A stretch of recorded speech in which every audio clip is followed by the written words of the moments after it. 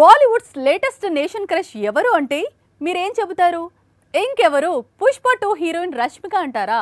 అయితే మీరు ఇంకా అప్డేట్ కాలేదనే చెప్పాలి. లేదు లేదు, యానిమల్ సెకండ్ హీరోయిన్ తృప్తిని కూడా ఇప్పుడు నేషన్ క్రష్ అని అంటున్నారు అంటారా? ఇది కూడా తప్పు అంటాను. ఎందుకంటే జెన్జీ ఇప్పుడు సయ్యారా హీరోయిన్కు నేషన్ క్రష్ టైటిల్ ఇచ్చేశారు. ఆమె కొత్త సినిమా కోసం ఈగర్గా వెయిట్ చేస్తున్నారు.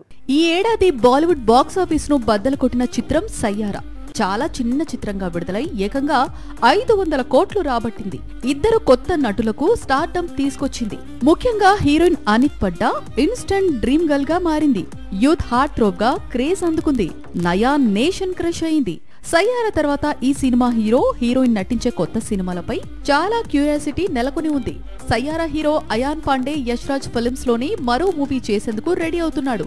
ఇక హీరోయిన్ నీత్ పడ్డా ఇప్పుడు హారర్ కామెడీతో సర్ప్రైజ్ చేయనుందట. బాలీవుడ్ లో స్త్రీ యూనివర్స్ నుంచి వరుసగా మూవీస్ వస్తున్నాయి. ఇప్పటికే శ్రద్ధా కపూర్ ప్రధాన పాత్రలో స్త్రీ సిరీస్ వస్తున్నాయి. అలాగే థామాలో రష్మిక నటిస్తోంది. ఇప్పుడు శక్తిశాలిని మూవీ కోసం అనిత్ పడ్డా డేట్స్ లాక్ చేశారట. ఇయర్ ఎండ్ కు సినిమా షూటింగ్ ప్రారంభమయ్యే అవకాశాలు ఉన్నాయి. పేదవాడి పక్షాన నిలబడతాం, ప్రజా గొంతుకై నినదిస్తాం.